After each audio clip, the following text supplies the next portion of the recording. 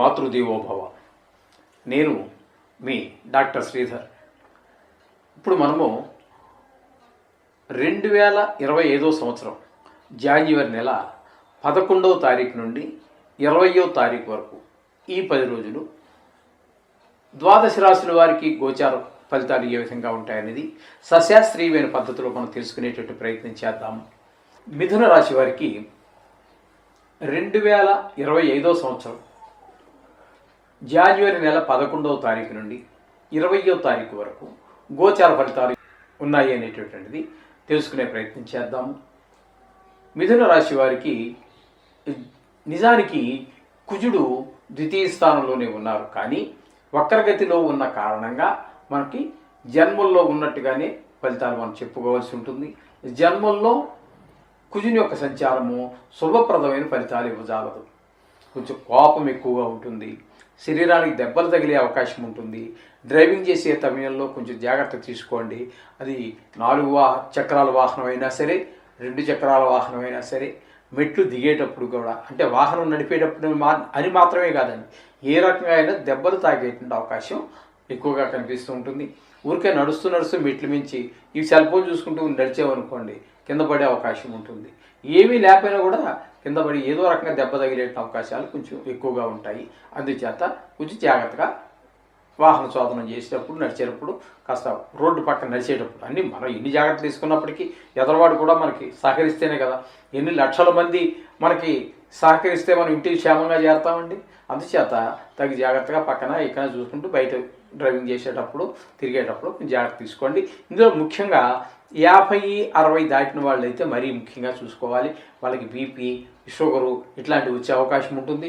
కాబట్టి గబుక్కుని శరీరం తూలేటటువంటి అవకాశం ఉంటుంది. కాబట్టి తగు జాగ్రత్తలు తీసుకొని మీరు డ్రైవింగ్ చేయటం కానీ, నడవటం కానీ చేస్తే చాలా మంచిది. ఈ విధమైన ఫలితాలన్నీ కూడా జన్మంలో కుజుని యొక్క సంచారం వల్ల జరుగుతూ ఉంటాయి. ఇకపోతే చతుర్థ స్థానంలో కేతు యొక్క సంచారం జరుగుతోంది. చతుర్థ స్థానంలో కేతు యొక్క సంచారం మంచి ఫలితాలను ఇవ్వజాలదు. ఇక్కడ కేతు 4వ స్థానంలో ఉండటం వల్ల ఇక్కడ ఏంటంటే అమ్మగారి ఆరోగ్యం మీద కొంచెం దుష్ప్రభావాలు పడే అవకాశం ఉంటుంది. అలాగే భూమి కొనుగోలు లేదా ఇల్లు కొనుగోలు చేయాలి అనుకునేటటువంటి వారికి అంత అనుకూలమైన కాలం కాదు. అలాగే అదే వ్యాపారం చేసేవాళ్ళు ఉంటారు కదండి, రియల్ ఎస్టేట్ వ్యాపారం చేసేటువంటి వారికి అనుకూలమైనటువంటి ఫలితాలు ఇవ్వజాలదు. అలాగే వాహనం నడిపేవారికి లేదా కొంతమంది వాహనాలు అమ్మేవారు ఉంటారు, అది ఫస్ట్ హ్యాండ్ కావచ్చు, సెకండ్ హ్యాండ్ షోరూమ్ కావచ్చు, వారికి కూడా అంత అనుకూలమైనటువంటి ఫలితాలను ఈ 4వ స్థానంలో కేతు ఉండటం వల్ల ఆ మంచి లాభాలు వచ్చేటువంటి అవకాశం కొంచెం తగ్గేటటువంటి అవకాశం స్పష్టంగా గోచరిస్తూ ఉంటుంది. అలాగే మన స్వభావం కూడా కొంచెం చెడు వైపుకి ఎక్కువగా మళ్ళేటువంటి అవకాశం కనిపిస్తూ ఉంటుంది. ఈ విధమైన ఫలితాలన్నీ కూడా మనకి కేతువు చతుర్థ స్థానంలో సంచారం వల్ల జరుగుతూ ఉంటాయి. ఇకపోతే సప్తమ స్థానంలో రవి యొక్క సంచారము ఒక 4 రోజుల పాటు, మిగతా 6 రోజులు అష్టమ స్థానంలోనూ రవి యొక్క సంచారం జరుగుతోంది. ఈ 2 స్థానాలలోనూ కూడా మనకి రవి యొక్క సంచారం శుభప్రదమైన ఫలితాలను ఇవ్వజాలదు.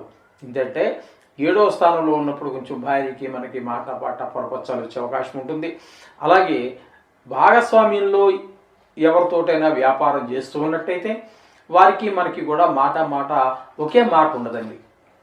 వారి ఆలోచన ధోరణి వేరుంటుంది, మన ఆలోచన ధోరణి వేరుంటుంది, వారి మాట వేరుగా ఉంటుంది, మన మాట వేరుగా ఉంటుంది, వ్యవహార శైలి కూడా వారిది వేరుగా ఉంటుంది, మన వ్యవహారం కొంచెం ఇబ్బందికరంగా ఉంటుంది. మొత్తం మీద చెప్పాలి అంటే అటు భార్యతోటైనా అటు భాగస్వామ్యంతోటైనా కొంచెం విరుద్ధమైనటువంటి భావాలతో నడుస్తూ ఉంటుంది ఈ 10 రోజుల కాలం ఈ రవి యొక్క సంచారం 7-8 స్థానాల్లో సంచరించేటప్పుడు.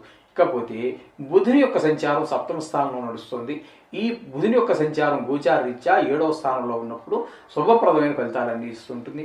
భార్యాభర్తల మధ్య మనకి, అలాగే వ్యాపారస్తుల మధ్య మనకి కూడా ఇక్కడ రవి మనకి వ్యాపారస్తులకి భార్యకి మనకి మధ్య కొంచెం విభేదాలు కల్పిస్తూ ఉంటే వాటినన్నింటినీ ఈయన డిలేట్ చేయడానికి ప్రయత్నం చేస్తూ ఉంటారు. అంటే అవన్నీ రద్దు చేసేసి వీళ్ళు అనుకూలంగా ఉండడానికి, ఇద్దరు కలిసి ఒకే రాశిలో ఉన్నారు కదండి, అందుచేత ఈ బుధుడు వాటిని అన్నింటినీ చక్కబెట్టుకుంటూ వస్తూ ఉంటాడు. ఎక్కడైతే తేడా వస్తుందో అక్కడ అవన్నీ కూడా బుధుడు చక్కదిద్దుకుంటూ వస్తూ ఉంటాడు.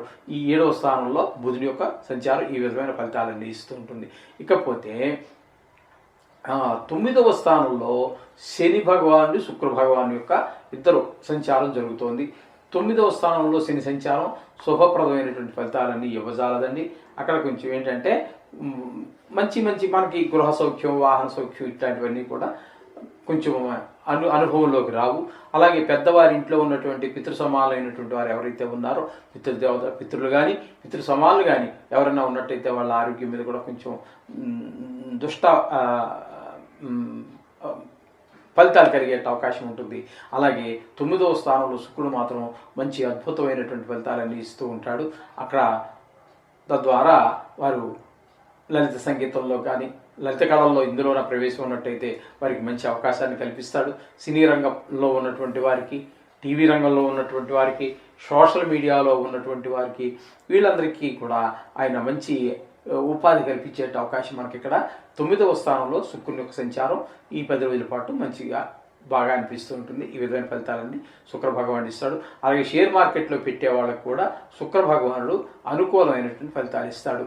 ఇకపోతే 10వ స్థానంలో రాహు యొక్క సంచారం జరుగుతోంది. 10వ స్థానంలో రాహు యొక్క సంచారం శుభ ఫలితాలు అయితే ఇవ్వదండి. ఉద్యోగం కానీ వ్యాపారం కానీ ఎక్కడైతే మనం చేస్తూ ఉన్నామో అక్కడ అనుకోనటువంటి ఇబ్బందులు ఏర్పడే అవకాశం ఉంటుంది.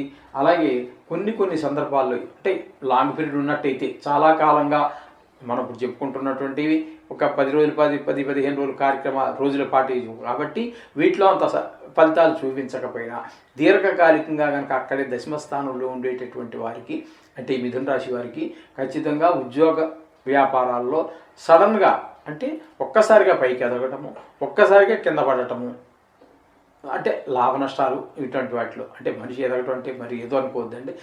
అలా మనకి ఆ స్థాయిలో కొంచెం ఈ విధమైన సడన్గా పైకి ఎదగడం, సడన్గా డౌన్ఫాల్ అయిపోవటము, కింద పడటము ఇవన్నీ జరుగుతుంటాయి. ఫలితాలన్నీ కూడా రాహు వల్ల ఇబ్బందులు ఉంటూ ఉంటాయి ప్రయత్నాల్లో, ఉద్యోగ స్థలం, వ్యాపార స్థలాల్లో. ఇకపోతే గురువు యొక్క సంచారం కనుక తీసుకున్నట్టయితే ఆయన ఆ ఏకాదశి ఫలితాలే మనం చెప్పుకోవాలి. ఏకాదశంలో గురువు యొక్క ఫలితాలు మాత్రం చాలా అద్భుతంగా ఉంటాయి. అంత ఆదాయం పెరుగుతుంది. అలాగే విధిన వ్యవహారంలో చెప్పాలి అంటే మీరు యొక్క నైపుణ్యం బాగా ప్రదర్శితం అవుతుంది, ఆయుర్దాయం బాగుంటుంది. అలాగే అందరి యొక్క సహాయ సహకారాలు అందుతాయి. ఈ విధంగా గురుని యొక్క ఫలితాలు మనం చెప్పుకోవాలి. చక్కటి ఫలితాలన్నీ కూడా నిజానికి ఉన్నది ఆయన వ్యయంలోనే కానీ ఒక్కరిగతి మూలంగా మనం 11వ స్థానం యొక్క ఫలితాలన్నీ చెప్పుకుంటున్నాం. ఈ విధంగా ఈ గ్రహాల యొక్క ఫలితాలన్నీ కూడా మనకి ఈ విధంగా ఉన్నాయి. ఖచ్చితంగా కొన్ని గ్రహాల యొక్క అనుకూలత, కొన్ని గ్రహాల యొక్క ప్రతికూలత ఖచ్చితంగా కనిపిస్తుంది. ఎవరో అడిగారు మీరు చెప్పే వాటిలో మరి ప్రతి రాశి వారికి కొన్ని ఇలాగే చెప్తున్నారు కదా. ఉంటాయి, ప్రతి రాశి వారికి ఉంటాయి. నీకు ఆ డౌట్ అక్కర్లేదు నాయన. శాస్త్రం లోపలికి వెళ్ళు, లేకపోతే సావకాశంగా ఉన్నప్పుడు నన్ను కలువు, చెప్తాను, నేను వివరిస్తాను, శాస్త్రమే చూపిస్తాను, అందులో ఏం లేదు. ఖచ్చితంగా సాక్షాత్తు భగవంతుడే మానవ రూపంగా జన్మించినా కూడా ఇక్కట్లు తప్పవు. సాక్షాత్తు ఒక రాముని తీసుకో, మనకంటే ఎక్కువ కష్టాలు పడ్డాడు. ఒక కృష్ణుని తీసుకో, మనకంటే ఎక్కువ కష్టపడ్డాడు. చేత ఖచ్చితంగా కష్టాలు సుఖాలు మిశ్రమమే జీవితము అని చేత ఈ విధంగానే ఉంటుంది. మనం దేవుడు రోజు నిత్య పూజలో కష్టాలున్నాయి, సుఖాలున్నాయి, నవగ్రహాలని స్మరించుకో. అందరి దేవుడు పూజిస్తావు కాదండి అంట్లా. దాంతోపాటు 2 నిమిషాలు కేటాయించి, ఎందుకంటే మనం నడిపించే వివే. వారు ముక్తినివ్వచ్చు, భాగ్యం అవ్వచ్చు, ఐశ్వర్యం అవ్వచ్చు, ఎన్ననే అవ్వచ్చు. ఈ నీ యొక్క రాతని ప్రకారంగా నిన్ను నడిపించేటటువంటి డ్రైవర్. ఒక వాహనానికి డ్రైవర్ ఎలా ఉంటాడో నేను అనే వాహనానికి లేకపోతే నువ్వు అనే వాహనానికి డ్రైవర్ లాంటి వారే ఈ నవగ్రహాలు. వీళ్ళు నిత్యం పూజనీయులు. ప్రతి క్షణము వారి యొక్క చేతుల్లోనే, వారి చెప్పు చేతల్లోనే మానవ యొక్క జీవితం నడుస్తుంది. ఇందులో ఏ మాత్రము డౌట్ లేదు, సందేహం లేదు. అందుచేత ఆ విధంగా నవగ్రహాల కోసం 2 నిమిషాలు కేటాయించండి. చక్కటి ఫలితాలన్నీ వస్తూ ఉంటాయి. వివిధ రకాలన్నీ ఇదివరకు పాత మనం ఎపిసోడ్లో చెప్పుకున్నాం. ఇంకా కొత్త ఎపిసోడ్లో కూడా మనం కొత్తవన్నీ చెప్పుకుందాం. ఏది చేస్తే వాటి ఈ నవగ్రహాల యొక్క బంధాల నుంచి, కష్టాల నుంచి మనం బయటపడవచ్చు. సుఖాలు ఎలాగ ఇస్తున్నప్పుడు వాటి నుంచి బయటపడాలని ఎవరు అనుకోరు. కష్టాల నుంచి ఎలా బయటపడాలి, పరిహారం మనం చెప్పుకుంటూనే ఉంటాము. తస్మాత్ నవగ్రహాలను కూడా రోజు పూజించుకోండి. అంత మంచి జరుగుతుంది. శుభం భూయాత్.